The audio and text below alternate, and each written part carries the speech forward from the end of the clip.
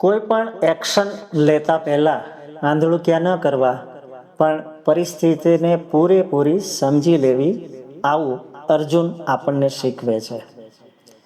કારણ કે અર્જુન છે એ ભગવાનને રથ વચ્ચે લઈ ગયા પછી એમ કહે છે કે યોદ્ધુ કામાન, મારી સાથે સાથે યુદ્ધની ઈચ્છા કરનારા જે લોકો છે એને યાવદેતાન નિરીક્ષેહમ, એ લોકોને બધાને મારે જોવા છે. તો શા માટે જોવા છે? કારણ કે અર્જુન વિચારતો હતો કે પોતાની માથે પડેલી જે મુસીબત છે એને માપવી છે.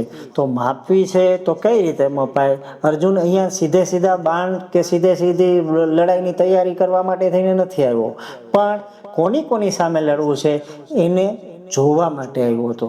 બીજું, દુશ્મનોનો જે ઈરાદો છે એ સમજવો હતો એને, કે દુશ્મનનો ઈરાદો શું છે. અર્જુનની સામે જે લોકો લડવા માટે આવ્યા હતા એ લડવા માટે કેટલાક લોકો છે એ મજબૂરીમાં લડવા માટે આવ્યા હતા, અને કેટલાક લોકો છે એ એની સાથે શોખથી લડવા આવ્યા હતા. એટલે અર્જુનને એ પણ માપવું હતું. અને અંતે અર્જુને પૂરી સેનાનું નિરીક્ષણ કર્યું. શા માટે? કે એના પછીની જે કંઈ વ્યૂહરચના છે એને બનાવવી હોય તો કઈ રીતે બનાવાય.